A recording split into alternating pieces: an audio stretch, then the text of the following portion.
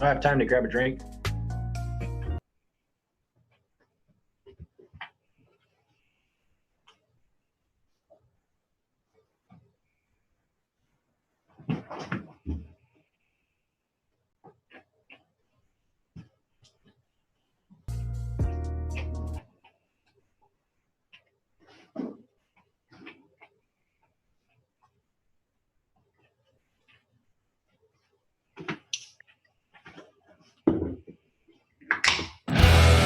We love to hear people that put their own opinions because these are opinions you don't really get to hear all the time.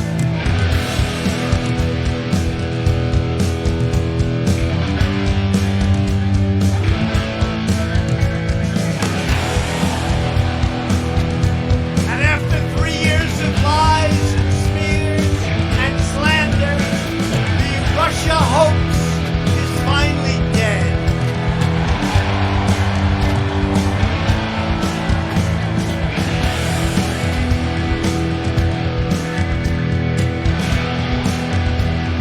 I'll get back to you when it's over.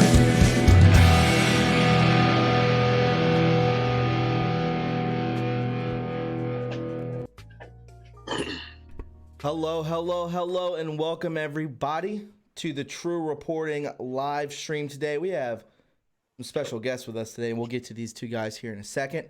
I want to welcome everyone who stopped by today. There's a lot of people in here, which I greatly appreciate. We are already approaching almost over 400 people, which is great. I want to thank everyone from yesterday who stopped by and hung out while we streamed the rally. It was obviously fun. Can we get a 5-5 from everyone? Can you hear me and can you see me? And we will begin the show. A lot of familiar names. Barbara Perry, welcome. I am the second, says where we go one, we go all. Michelle McGowan, hello and welcome. Sunny Skies. Good to see everyone here today. I'm going to wait for the stream to catch up real quick. We're about 8 seconds delayed. Guys, I have two very important people with us today, and they're going to discuss a very important subject. We will be discussing the attacks on Benghazi in 2012. With me today, I have retired Army Sergeant First Class William Kotel. Welcome, sir. Thank you for spending your time with us tonight. Thank you. And also, I have Nicholas No, the former AFRICOM AOC personnel. Thank you, Nicholas, for stopping by and discussing this important matter. I know you guys are trying to hit up a ton of YouTube channels out there and to spread the word. Thanks for stopping by, both of you. I really appreciate this. Thank you, Thomas. Absolutely, guys. Before we get into the conversation today, guys, would you please go ahead and click that like bell, the like button. The more likes that this video receives, the more times it'll be recommended to other people, so more eyes will be on these two gentlemen in talking and discussing what is very important and what they need to get out. Also, guys, please go ahead and click that notification bell so when I go live or I post to this channel, you'll be the first to know. You can also donate to this channel by going to the super chat down below the chat. That's the money sign down there. To support this channel, you can go to my PayPal, Patreon. We have a PO box and True Reporting merch. All of those links are in the description box and with up and down the chat. So, my friends, with that being said, let's go ahead and hop into it with these two fine gentlemen. And we are here to discuss exposing, can we say that, Benghazi? Can we say that word? Yes. Let's get into it, guys. Bring everyone up to speed on why you are here. You know, you guys can take turns and just kind of feed off one another, because to me this is extremely interesting, and I think everyone else here is stoked to have you aboard. So let's go ahead and do that. Whoever wants to start off, and I'll interject as we move forward. Oh, outstanding. Nick, you don't mind if I take it first? Yes, sir. Go ahead. All right. So there's three things we're trying to get across. Number one was the lead up to the attacks and the actual attacks of Benghazi and what happened, what wasn't done, and what should have been done. Number two, we're trying to go to the next phase, which is where the Congressional Committee met and how we shared the information with this committee, and nothing was done with that, because everything we're speaking about is going to be factual from what we know, firsthand knowledge. And then the third thing we're trying to accomplish is to get this honorable president to write an executive order to allow for him to go back in, gain the information, and start holding those that failed to do their duties and obeyed unlawful orders to be held accountable. There are too many obstructionists within the government right now, and many of them need to be held accountable so that this president has the opportunity to, run the country as he's supposed to be able to. The Benghazi issue, and overall, we're trying to also get closure and justice for the families. A lot of them are very dissatisfied with what happened, what was done, and what's been done up to this point. So we're going to save the story time and fairy tales for everybody else. Myself and Nick No are going to discuss only what we know about. Do you think these people will be brought forward eventually? Do you think we'll be able to see this? Actually, yes. The President of the United States just has to sign an executive order requesting all the information from the day before, during, and after the attacks to know factually who was where and who decided not to go in and do their duty, who gave the orders, and he can get all of those folks in a very short amount of time. For the president, it's nothing more than signing an executive order. He has people that will take care of it. Once he gets the feedback and recommendations from Department of Defense and Department of Justice, then he can take action on select individuals, most likely senior individuals, to set the standard. Nick, your thoughts on the situation that he's bringing to everyone? I think he's spot on. And something that's really important too is that there was a gag order put on and an extra NDA given to the people who were rescued from the annex and the other compound, right? And those people, the way, from what I understand it, is when they got back, they didn't even let them go anywhere until after they signed. And so if they were able to talk too, that would really help piece together some information. And I think that, from what I understand too, that Congress didn't get all the information that they should have had in order to bring it to light and then, show the real story of what happened. They were left hanging out. They were, there's no way that any American soldier or anybody representing the United States should have been treated that way. And I think that the people that are responsible for what happened definitely need to have their day in court. Absolutely, guys. People in the chat are saying if you could get closer to the mic a little bit. It's a little low. They can hear you, but it's just a little low compared to me. Sure, I speak softly though. That's how I understand. Yeah. People are saying that when they're saying in the chat right now that when they hear of Benghazi, it makes them sick to their stomach. First thing that comes to mind is you think of the thick ankle dog face. This is who I talk about, Hillary Clinton. This is the mind. This is the word, the name that comes to mind. Who do we pin this on? This travesty that took place. Who do we pin this on? Is there a direct person, a group? Who do we blame for this? For that, we can't answer that. We don't have knowledge to what happened in the White House. We don't have knowledge to what happened in some of the more senior commands. However, we do have facts on where things were, who was doing what at that time, and who also was told to stand down at that time from our levels. We can speak factually to that. That's why we can't say, it's this person or that person. And that's why we're requesting from the president an executive order to go back and find those who were in command and why they failed to follow their duty and follow their oath of office. I mean, they failed to follow their oath of office. So that's kind of where we're at. We're not going to go outside those factual bounds. Okay, let's stay within the facts. Let's start from the beginning of factual evidence that we know or that we can discuss.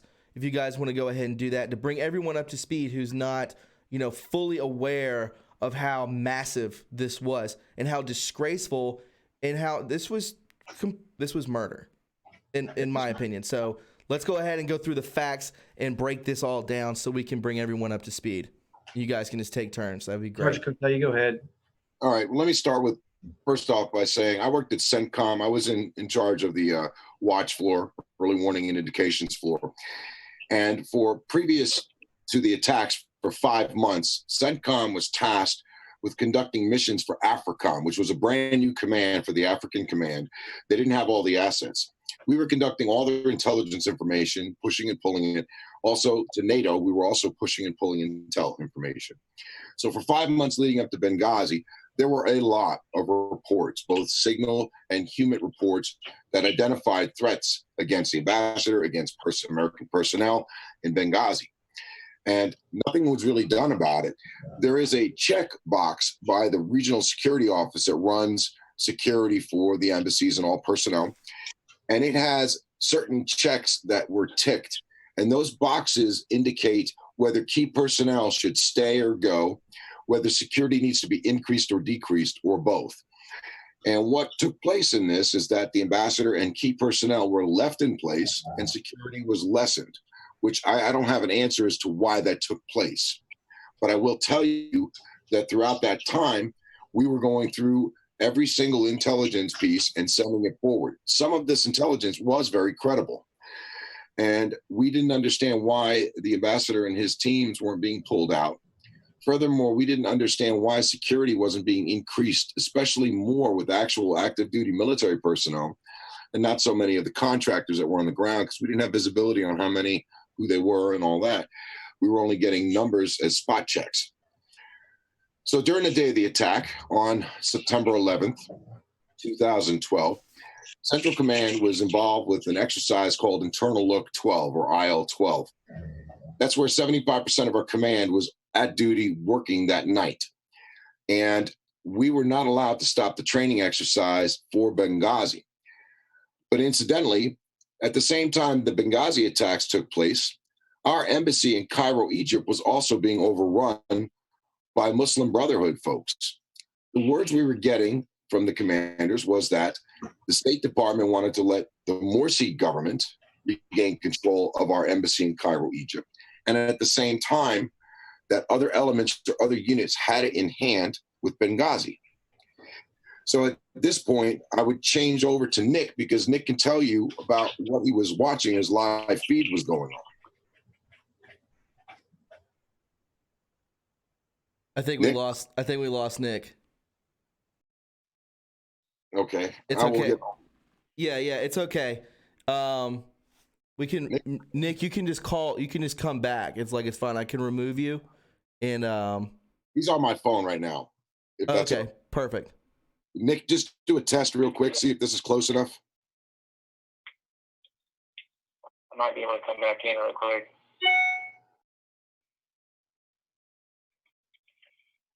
Yeah, not many people know about what happened in Egypt. It's a mystery as to why no one ever talks about it.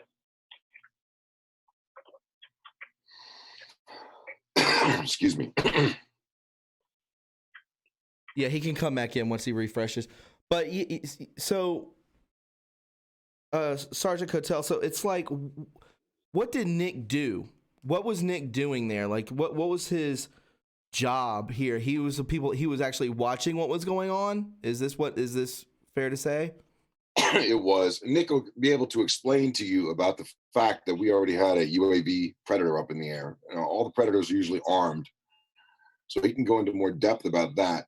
But I can tell you, while he's trying to catch back up and let him speak his piece more factually than I could, that throughout the night we were getting a lot of reports through personnel at CENTCOM and other commands that there was rescues being mounted, that there were troops off the coast, all this stuff.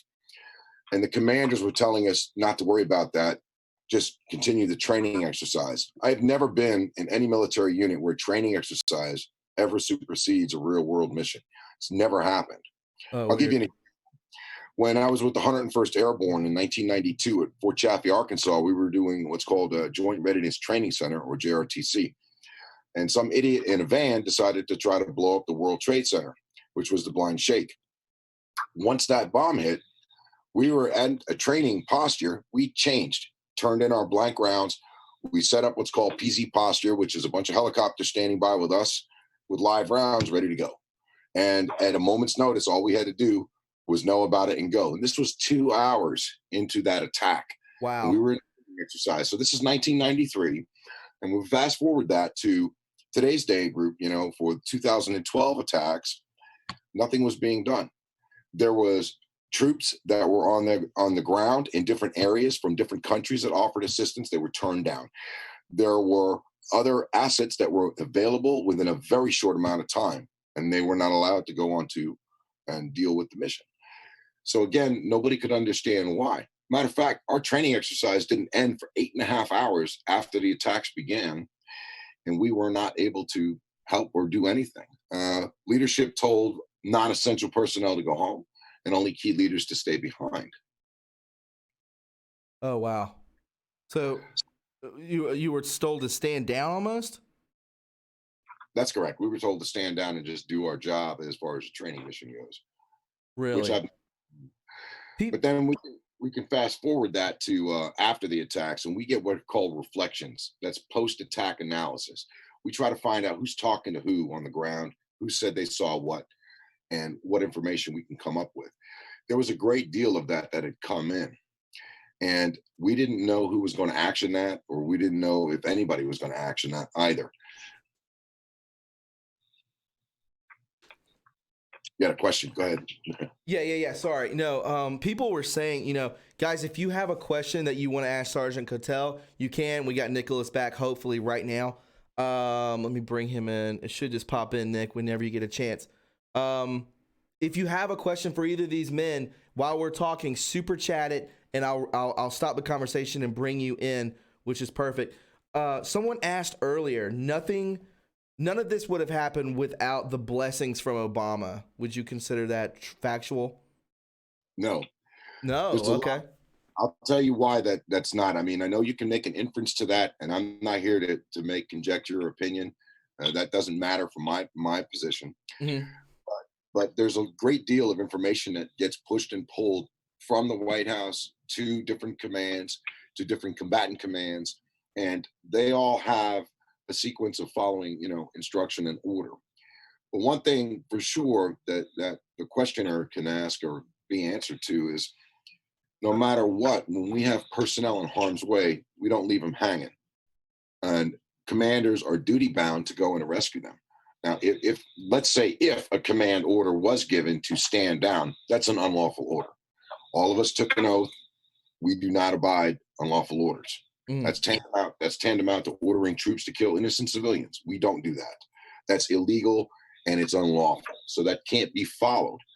So anybody that followed those unlawful orders are the ones we're going to be talking about to the president to ask him to please do the executive order to get them onto the carpet and let's hold them accountable. They had no business doing that. They took an oath, they got their stars on, and that was their duty to take care of their service members and all the personnel under them, especially civilians that are in harm's way. Right. So in the way that you'll be able to do this is by hitting up these channels, right? This is what you're doing. You're basically going on like a tour of channels and just talking about this, exposing it, because you want to get the word out there, guys. I mean, we're talking to over 800 people right now that they're trying to get the word out there so that word of mouth gets to the president, thus, exposing these people, getting the executive order signed, and so they can move forward and justice is brought into the light. You said, continue on though, because you were talking about September 11th on the 2012 and when all this was taking place. And you told me earlier when we spoke yesterday, you said that that Iran had nothing to do with it. That's correct. And you said that you wanted to make this claim factual. Yes, that's very clear. Everything that we tracked in Libya and Benghazi, everything that other elements from AFRICOM and other commands units were tracking, nothing had anything to do with Iranian involvement whatsoever. There has been some discussion out there in the media land that they're involved, and that's simply not factual. And like I said, myself and Nick and others, we want to just speak to what we know for sure. We can't say what took place at the White House or what took place at the Department of Defense or the Pentagon, because we weren't there. But we can say from our piece where we were sitting, what we could see, what we know about, what we were told. Those are facts because we can testify under oath to those. Nick, do we have you back, my man? Can you hear me? Yes, we can hear you. Okay, good. Yeah, my job in the AOC was to know where. I should try to get backwards. Anybody, 1 second. Okay, here we go. All right, so my job in the AOC was to know where all the assets were at all times. I was in the combat reports cell and combat operations in the 603rd AOC, Aerospace Operations Center. And my job was to know where all the assets were at all times, and I made sure I kept all of the records. I kept track of posture levels, where all of our assets, such as the Navy, Army, Air Force, and then sometimes the Marines would come in there too. I even had Army, that worked with me too pretty regularly. They were really close nearby me, and I was sitting in proximity.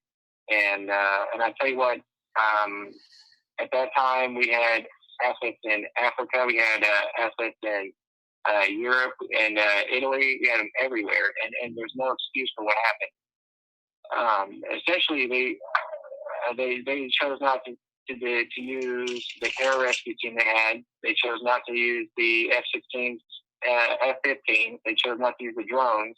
They had armed drones and unarmed drones in the area, and if they wanted to try and make the excuse that it wasn't an armed drone, that it would only take moments to get over there. It's littered with them. And in Africa, they can't make the excuse that the airspace wasn't good and they had to get it clear with everybody, because guess what?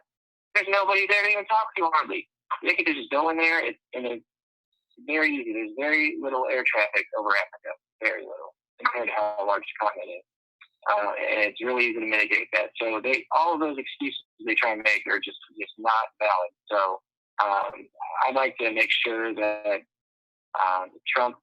President Trump signs an executive order like Sergeant Kotel said. All he has to do is do that. They give me all the documents that are involved with it, leading up to the day between this day and that day.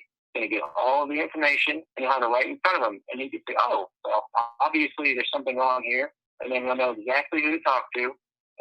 Maybe he can even get the transcripts in between the phone calls that happen, because we communicate, using classified phones and everything, but they'd be able to pull it. It's all saved. Everything is saved. Everything. All the records.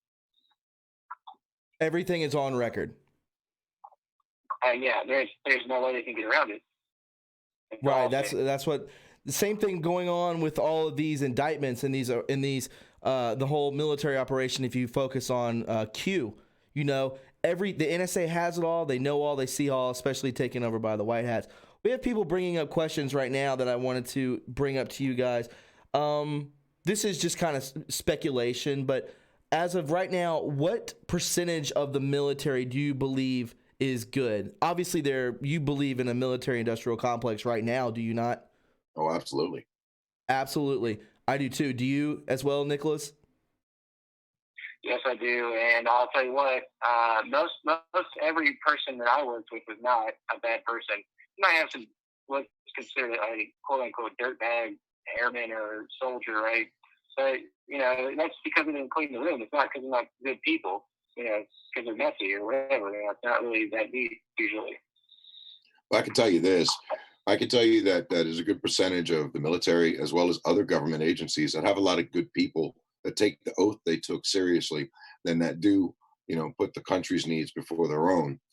But you do have that small percentage that's within the government in sometimes key positions that screw it up for everybody. Anybody that's been in the military knows what I mean by that. And the problem is, unless some of them are called out and held accountable rather than patted on the back for doing a nasty job or not following the oath they took, or, following unlawful orders, they're going to continue to get away with that. And you get a lot of people that become disheartened. So you have soldiers that are like, I want to re-enlist, or, I want to do the right thing, but if I go against this or that, my job's over, or something like that. We don't want an area of fear, because bad things happen when bad guys get away with stuff. And then the fear level for the others is pretty high. It's tantamount to, basically they're imprisoned in their own way. Here I am, a U.S. soldier. I'm in prison because I've got a terrible commander that does bad things. And if I do anything wrong, or if anyone around me does anything wrong, or says, hey, sir, what you're doing is not right, then they turn on me, and then my career is shot and this guy gets promoted. That's kind of the way a lot of people look at it, and that's the truth. We can't have that. And that's why Benghazi, even though it's so old, needs to come back to light, because we need to remove these obstructionists from within the government. I'll give you one quick example. For example, President of the United States says all illegal aliens that are criminals, convicted or confirmed criminals in the United States, are to be rounded up and removed from the country. By the time the president issues the order from here and it gets down to the lower levels, the people that execute that arrest are sitting there knocking, and I'm giving you a fictitious name, of a Sergeant Tamaricio or a Sergeant Gonzalez's door, saying, you and your wife and kids got to go. Here's a guy that served in the U.S. Army for 5 years, was in Afghanistan twice, Purple Heart winner, and they're over there trying to kick him out of the country with his whole family. So obviously somewhere between what the president of the United States order was, all the way down to the people that executed, somebody changed that intentionally to embarrass the president. These are obstructionists. Wow. So Benghazi goes back to the fact that we can get rid of some of the obstructionists and set an example. And that's what we're asking the president to do. It was such a disgraceful time, and everyone knows this. As soon as you say the word Benghazi, people are like, they're like, something stunk to high hell with this. They automatically know. They don't say, well, it needed to be done, or, oh, it was an accident, or, so on and so forth, or, bad planning. No, everyone, I guarantee you a high percentage of people agree that this was an act of terrorism on whoever called the shots of this. I don't know if it was the president, who pulled the trigger on this, but nevertheless it happened. But I believe that a lot of people are awake, and I believe you're right. I totally concur that this has to be brought back. A lot of people know about this. A lot of people think about this. Soldiers out there, as soon as you bring this up to them, it clicks to them and said, yeah, that was not how it was supposed to happen. And it definitely was a setup. And I truly believe that this should definitely be brought back into the mainstream, into the public eye. And you guys are doing a fantastic job doing this. Like I said, you're basically going on a tour from channel to channel to expose this, which is huge. That you already are patriots, as is, and now you're, going above and beyond doing this. This is incredible. A lot of people out there are worried about our president now. They're worried. If you didn't know this, Nicholas brought this to my attention yesterday, that there was actually a shooter yesterday at the rally. They're trying to get this guy. They're trying to get our president out of office immediately, and because he is doing the right things. What are your thoughts on this? Do you think this president is hands-free? Like, his hands are not tied by any means? Do you think that that's what the case is? No, I think he's tied down a lot. I think he's trying to, go by the law. I think he's trying to do right by a lot of people. I think his mistake, and I don't mean to put myself in that position, but his mistake is not charging some of these people in senior offices across the country with what they've done wrong. He's allowing these people to get out there and become obstructionists, and he believes he has a good staff, and that staff is able to execute his intent, and those orders go down to Department of Defense, Department of Justice, Department of State, et cetera, and that they should be able to execute his intent. But at the end of the line, the people executing that, the lowest guys, are getting their orders changed. And it's because we're not holding certain people accountable. It doesn't mean he's not doing a fantastic job, because let's be honest, you're not judged by how much money you have or by how many friends you have. The truth is, you're judged by the size of your enemies. Whether you like it or not, that's the truth. And there's nobody that's made more enemies than President Trump. I think that's fantastic. Correct. I think that's fantastic. It is fantastic. Yes. Yeah. Nick, what are your thoughts on that? What do you think about the president? Are his hands tied, or what do you believe? And if they are, what are the percentages of it?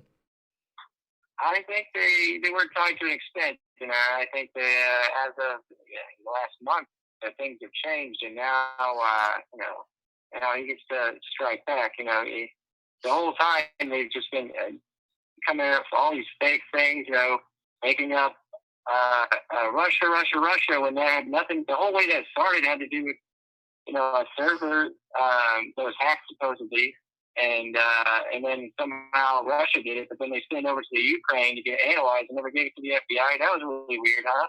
Yeah. And then you have all other stuff going on where they keep doing everything, and they have these little whistleblowers that are mystery people that not even the Congress can know about, not the rest of them, and then none of the people that are in the DOJ can know about them, and then they're all scheming behind closed doors. I mean, come on, they're not stupid. And they have secondhand knowledge. They don't even have firsthand knowledge of the whistleblowing they're claiming they're doing.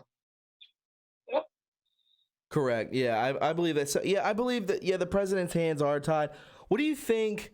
I know we're kind of getting off subject, but I mean, it's very rare that I actually bring people on. Like, usually I have callers come in. You know, it's just, you know, people off the street coming in. Some people are military, some people aren't. Some people are just, you know, fascinated with the whole environment that we're bringing to, you know, to the show every day.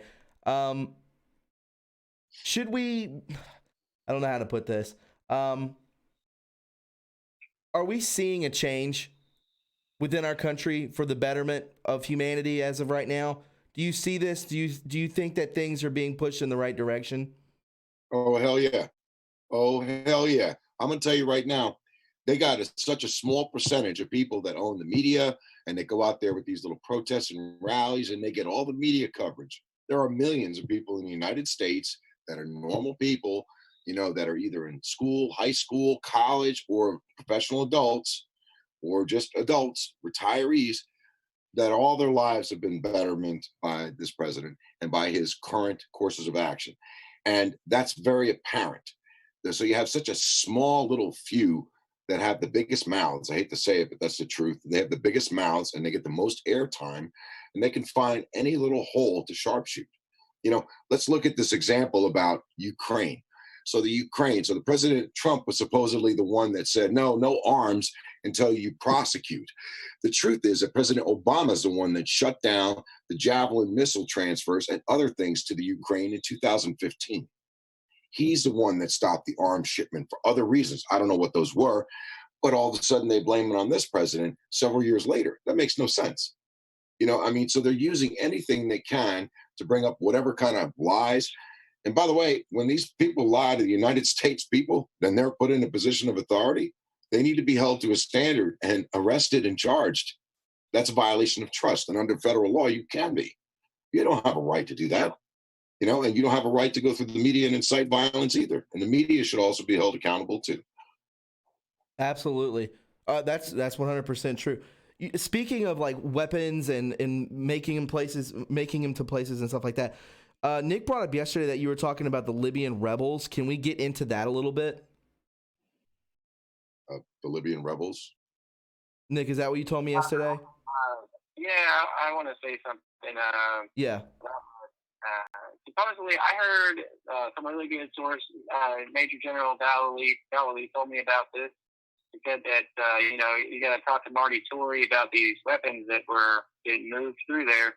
I don't know anything about that, but what I do know is that we had provided weapons for them, and they did not need any additional weapons. I mean, there is a weapons cache that was accessible to them. We were supposed to go to them, and none of them made it there.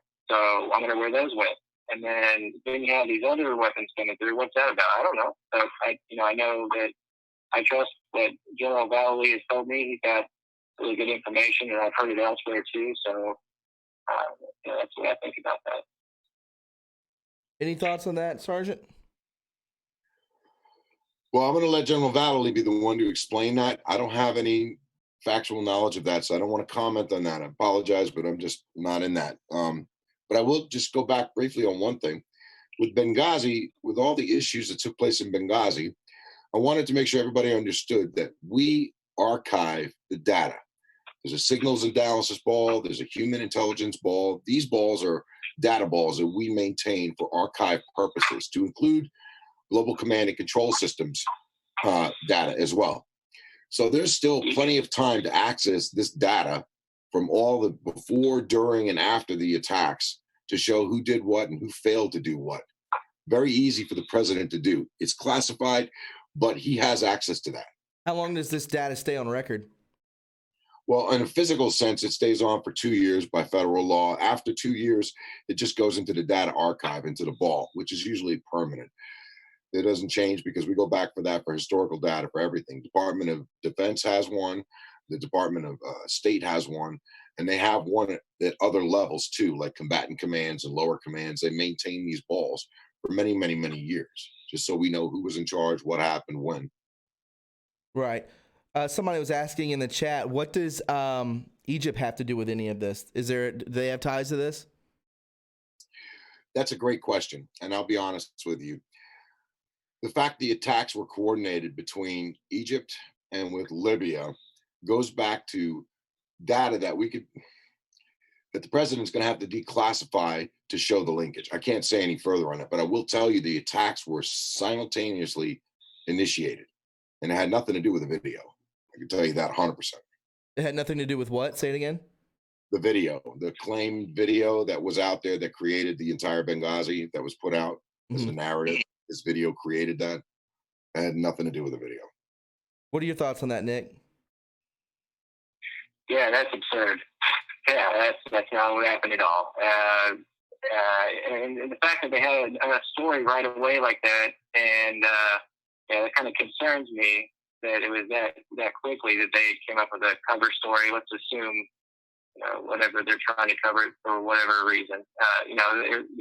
It doesn't look good. Not a good look. Yeah, definitely corruption, correct? To say the least. Yeah.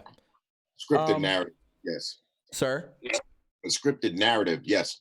Absolutely. That's what it's a scripted narrative, which a lot of that is what we see when something, when something happens in the news. We can't say it because of keywords, but like an FF, when something, if somebody brings a firearm and they unload that firearm into a crowd, it's almost as if this stuff is written. You guys know about sleeper cells. Can you talk about that?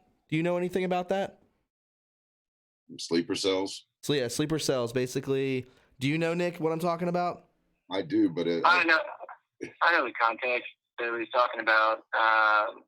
Some people have speculated that there's a lot of false flags that occur, and that's probably true based on what I've seen. But that's what I'm getting at. Is that's when it's pre-written. They're waiting to get a version for the news cycle or something like that. Right. Yeah. That's what I was getting at. That they create it. It's already created. It's planned out. So it's pre-written, which is crazy to think about. These people are sick. There's some sick people out there. I believe. How much of a cleanup do you think is going on behind the scenes? Is there a cleanup happening right now? I believe there is. I believe it's not as wide scope as it needs to be, but I believe there is. Do you trust our Attorney General, Barr? Oh yeah, I do. Yes. You do? That's good. Did you trust Sessions? No. You did not? What about you, Nick? I don't know. I think he was cooking up to something that maybe no one knows about yet. We'll see. We'll see if he did something from behind the scenes and acted like he wasn't, playing possum. Maybe he was doing that. Could have been. Could be. I think that this is all it's so vast what this plan is, this military operation. I don't know if you both know what I'm talking about, but I believe that they are bringing in. There are over, I think, 180,000 indictments right now. Did you know that, Sergeant? Yes, I did. Yes. So obviously something is taking place. This isn't some dream that we're in. Something is happening behind the scenes. We have the IG report any day. What are your thoughts on the IG report? Do you think it's going to be highly redacted, or what do you think? Okay, as far as the Inspector Generals go, my opinion, and I'll prefer opinion on this one. This is the only thing I'll say, is that the IG report is going to be tainted. Anything that no one wants you to know about, they'll say is classified or had to be redacted. It's too simple to overclassify things to take it away from the American public to be able to see it. And this president has played that game probably one or two times and said, I'm going to put it out there, just like he did. He doesn't play that game, and I'm grateful for that. But I still think that they're going to try to hold some of that back and not allow him to manipulate that narrative to show openly. Because let's face it, when you have a whistleblower or so-called whistleblower that says, I heard it from somebody who heard it from somebody, and I'm telling for them, I mean, my God, imagine going to court with that kind of hearsay evidence. That's ridiculous. You can't do that. That's illegal. So that is espionage and not whistleblowing. And he should be charged as such. Absolutely, I agree. And they're saying that this thing's supposed to be the size of a phone book. Like it's been piling up There's a lot of damning information in it. The president has even said that. He said that this could even expose that it can go up to the rankings of former President Barack Obama. And I believe that because they're all guilty as hell. We know that. Everyone in this chat knows that. I'm sure you guys know that too. So many people within that administration were traitors. And even before then, they were all traitors. They were trying to sell this country out. Biden, Obama, Hunter, all of them, the Clintons, you name it. This is the deep state. It's the tentacles around it, around this nation, squeezing us out. What are your thoughts on this, Nick? Do you think that we will see? Do you think that we'll see some good information come out with this IG report that could lead up to former President Barack Obama? Yeah, I think this is going to be an October to remember. Certainly going to be one. I think that a lot of things are going to be revealed, and I think strategically they might hold back some things and just wait and see if they will try and make a deal and see what they can get out of it. Might get a few more bad guys. They'll still get their fate, but maybe they could get them to cooperate. Yes. When you see, because you both were in the military, when you see people like that are in Antifa and stuff like that, do you think these people are trained? Do you think there's some people in there that are actually have military experience that are in these groups? Because I consider Antifa a terrorist group. I'm sure you guys do too. The way that they operate, do you see any resemblance? Yes, it's a paramilitary organization, and I think they're paid outside activists to come into neighborhoods and screw them up intentionally. And by the way, Antifa was so kind in what was it, in Oregon, to go ahead and destroy the Democratic office. Right. Yep. So it's not like they're doing anything except getting paid to go to these rallies. I mean, honestly, how many of these people can keep going to these, protests and these rallies, causing the damage they do? And then who's scripting the orders to not arrest when they conduct damage? It was just, you can go back to all these other events that took place too. They all should be charged. The governors. Mm-hmm. What's that, Nick? What'd you say, Nick? I said the mayors and the governors, for example, the cities and the town and the states, they let this go on. What does that tell you? Who are they beholden to? Who is it? Not America. Not their state. Who is it? Right. Absolutely. How many of you and your listeners are above the law? Raise your hands. Oh, that's right. That's right. Nobody's above the law, but these guys are. So a mayor or a governor has a right to say, hey, cop, don't do your job. Let Antifa keep burning and destroying that man's business. Why? That's illegal. So they're guilty of obstruction because they're obstructing law enforcement from doing their jobs. So this is what I'm talking about by holding people accountable. Bring them in and indict their butts and put them into jail. End of story. You can be mayor from jail. Here you go. You're 3 hots in a cot. Have a nice day. Right. And so that's what you're saying about the mayor. The mayors are just as guilty as Antifa itself. They're one and the same, if you ask me. The mayor might as well have a black ski mask on too. I consider them. They're, accessories after the fact, and then they're, obstruction of justice too. If they're keeping the police from doing their job. I saw where a police officer got shot. He went to the hospital, and this is recent. And then he had to pay for his own medical bills, and then I forget the full details, but they really did him wrong. And it's in one of those states where they harbored the Antifa people there. Guys, let's hop back into. I want you guys to get out more of a message. I feel like we're jumping around a little bit, which I want to do because I've never had military on my channel, so I want to kind of get my question. I wanted just to see your feel on some of these things. Let's get back into the real deal, what you guys are here for. Did we miss anything that you want to talk about, that you want to bring to light? Like, we have a good almost 15 minutes left. So if you guys want to talk about anything about Benghazi that you want to get out there, what should people be doing? How can they research this? That sort of thing. If you want to bring that to light, go for it. I'll let Nick talk on the facts of what he did after he got out of the military, and then I'll speak to the same, and then we can get forward with that. Go ahead, Nick. Yeah, I'll make it quick. So essentially, whenever I was in, I saw what happened, and I was very disturbed. And at that point, whenever I saw what they did to them, I thought, what would they do to me?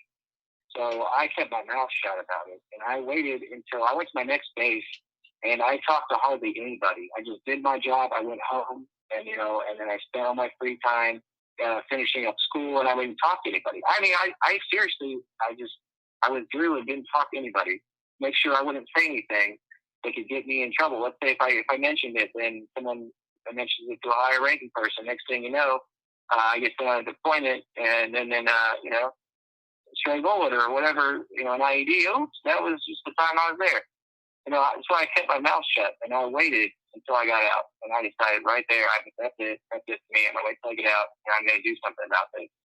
And then the election rolls around again, 2015 in January, and then I get myself established, get a job, start working, and then the election year rolls around, and then obviously the same people that are responsible for what happened are still in office and they're still in power. That's the problem. So I waited and waited, and I saw that Hillary was running against Trump. I was like, for God's sake, please God, let Trump win.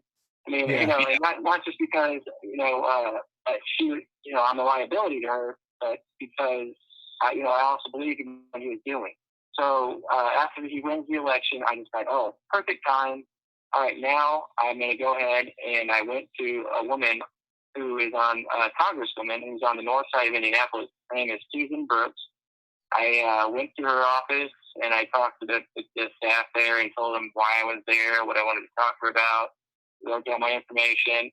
I sent an email, and then I called as well, and I got no response for a couple of weeks. And then she calls me, her chief of staff, and says, I'm Susan Brooks' chief staff, and I don't remember who it was offhand. And she says, I understand you want to talk to us? I said, yeah, I want to talk to you. I know you're on the committee, and I want to talk to you about what happened there, because I don't think you guys got everything.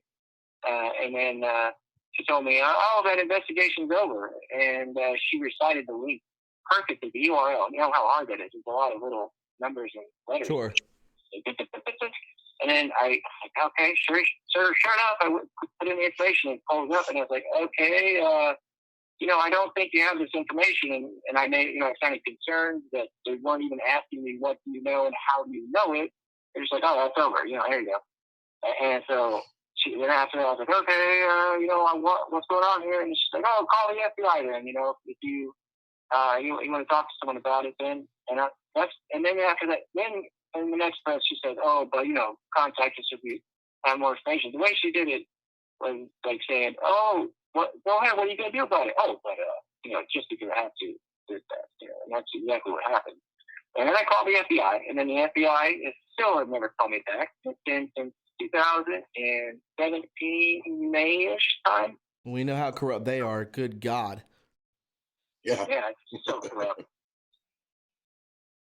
Yeah, so, I mean, to get this straight now, correct me if I'm wrong, but you saw this take place in real time, correct? I did not see personally until it was just circling around a square building that was smoldering. You could see the smoke coming off of it, and that's what I saw. And then it just circled over and over and over again for hours, and that's all I saw. My friend Joshua Salmon, he was seeing it in real time. He was in the skip at the time, and he might come by here and talk with you sometime soon. And he might be able to give you more insight into that. But he was working in real time, talking to agencies, boom, boom, on the phone, and he was seeing what's going on. And then he has someone else who's working with him there, doing the same sort of stuff, trying to get real-time information. But you'll have to have him on for that aspect from where I work. That's incredible. Nicholas Brown brings up a very good comment real quick. Please tell them to contact Tom Fitton. And I agree with that. If you do not know who that is, please, he's with Judicial Watch. I really suggest trying to contact him. I think he has direct contact with the president, to be honest. Guys, if you're enjoying this, please go ahead and click that like button. I would greatly appreciate it. Also, if you want to donate to this channel and keep it afloat, you can do so by going to the Super Chat, and also you can go to my PayPal or Patreon. We have True Reporting merch and also a P.O. box. So definitely do that, guys. Sergeant Kotel, your thoughts on this? You said that you were going to speak after Nick. Right. So here's what I did. I contacted Trey Gowdy's committee during the Benghazi hearings, and I submitted unclassified documentation to the committee. And I was told very specifically by staffers that they didn't want it. They didn't want any of the information. So I contacted. Really? Yeah, the Democratic side. Oh, okay. And I talked to their side afterwards, and they told me they have no interest in that and that this is a waste of time. So I got a little furious about that, and I went through my local congressman, which was Kathy Castor. I also went through Senator Rubio's office, which was a big no-go, absolute zero information back. And then I got a call from the lead investigator from Trey Gowdy's committee that told me they didn't want the information. They just wanted to stop Hillary Clinton from getting president. And I said, how do you conduct a case about Benghazi without facts and evidence? And he told me point blank on the phone, he said, they don't want it. I have tried, they do not want it. So lead investigator wasn't at fault for that, but I don't know what the committee was doing because they failed to want to use any facts. Wow. I mean, this is the most ridiculous thing you could ever hear. So then later, I put this information out to more senators and congressmen. One of the ones I thought would help with Peter King out of New York. His office told me to not bother them. I'm not in the district, so I don't have any rights to talk to them. That's what I was told. I thought they were, good guys and all this. I went through a lot of folks, a lot of them. And it really upset me. I went through Department of Defense IG, which they shut that case down. I went through the FBI and other agencies. I continued to get shut down. And I couldn't understand why the committee did not want this information. And there's a lot more information that other people have that are out there that can come forward now and start speaking about it to lend credence to a lot of what we're talking about.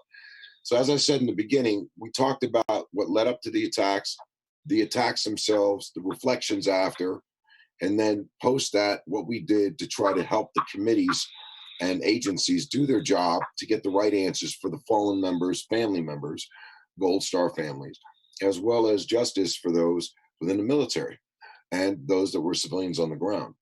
And that still hasn't happened as of yet.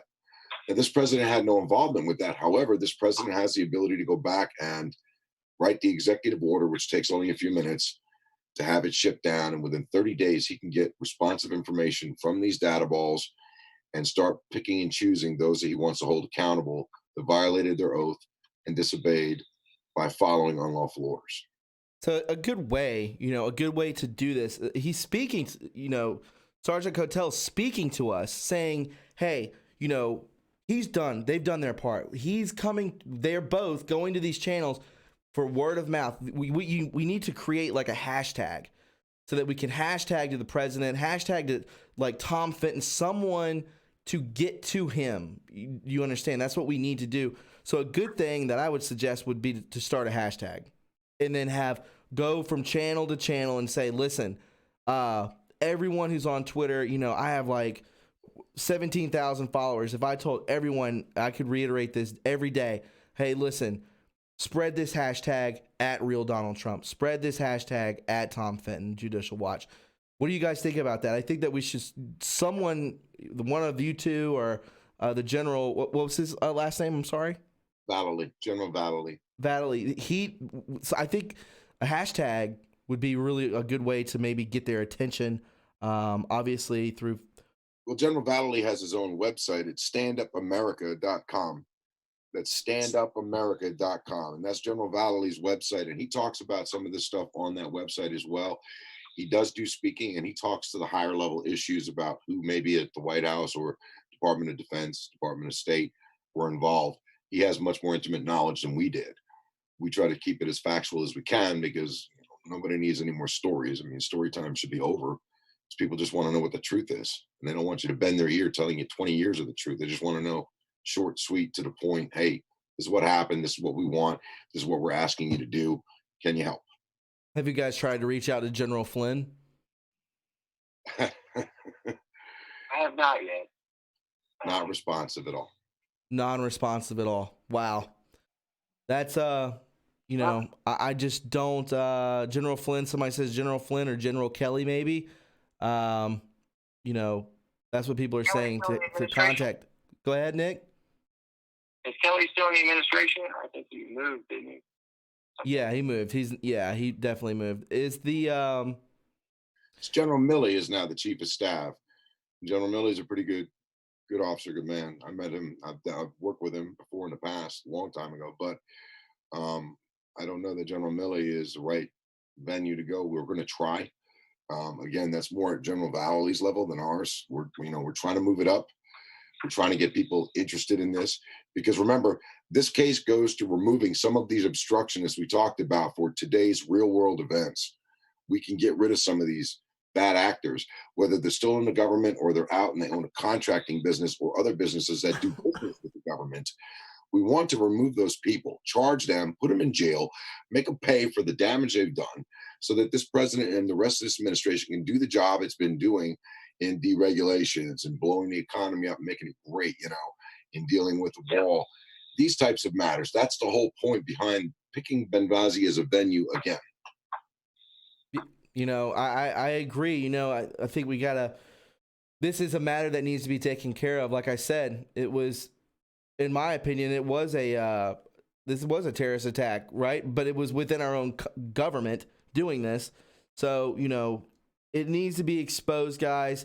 Friends, you guys, any words that we could put out there? What do you do? What do you think about a hashtag or something? How can we get this out there to these people? You have any ideas? Nick?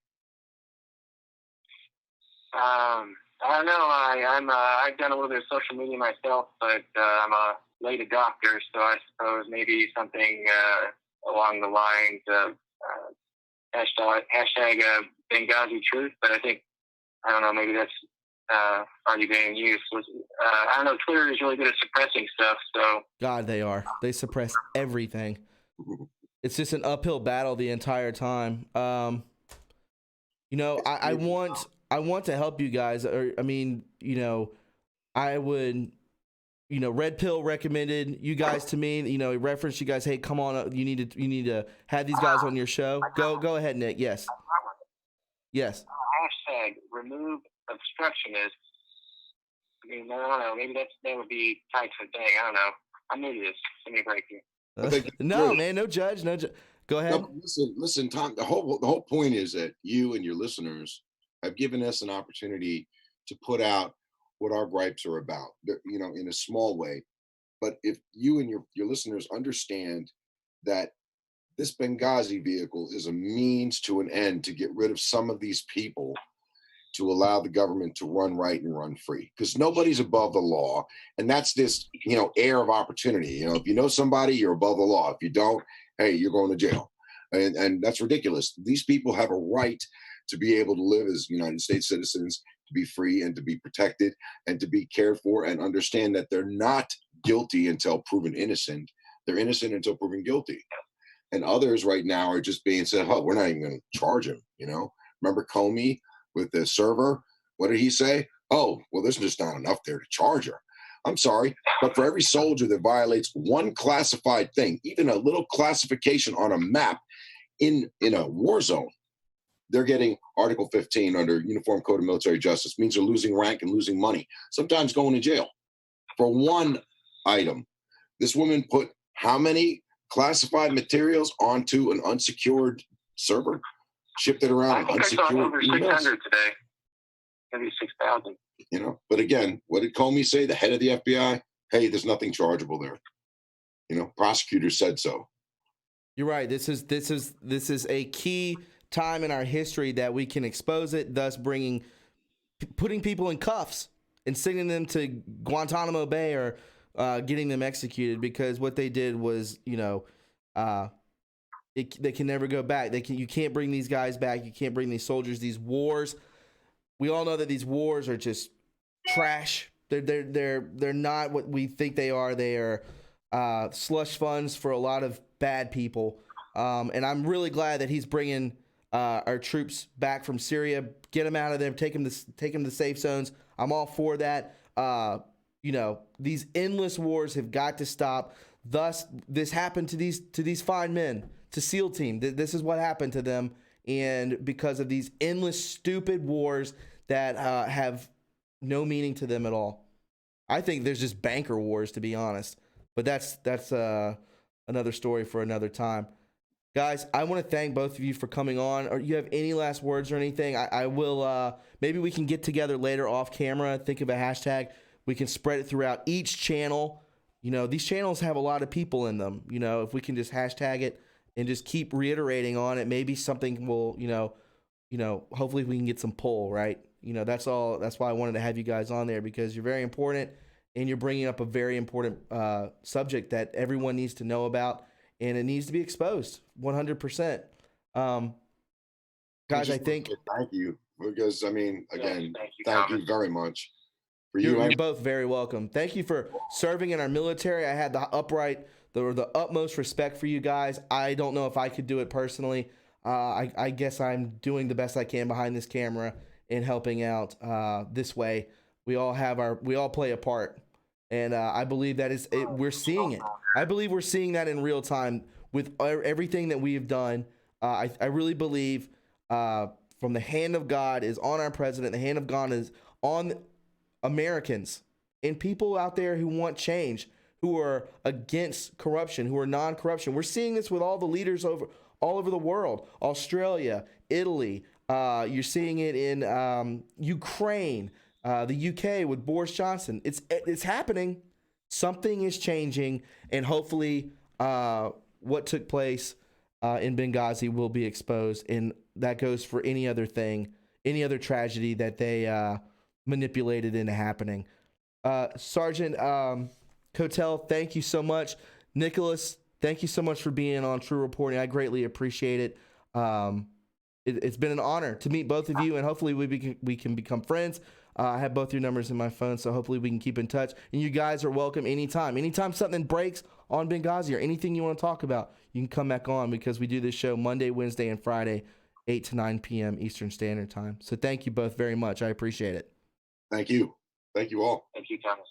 Guys, if you enjoyed this podcast, please go ahead and subscribe to my channel, True Reporting. I want to thank all the people who super chatted. I want to thank all the mods for keeping it easy in the chat, and everyone who left a like. Please leave a like before you leave, and please click that notification bell. I will talk to you all very soon. Right after this podcast at 9:30 Eastern Standard Time, there will be another podcast dropping. We're going to be talking about the shooter that was in Dallas, and also a huge CP deep dark net that was exposed, a dark website that was exposed, over 300 something arrests. That's a follow-up story that I talked about 2 days ago. Guys, enjoy your weekend, and I will talk to you guys very soon. God bless you all. Bye-bye.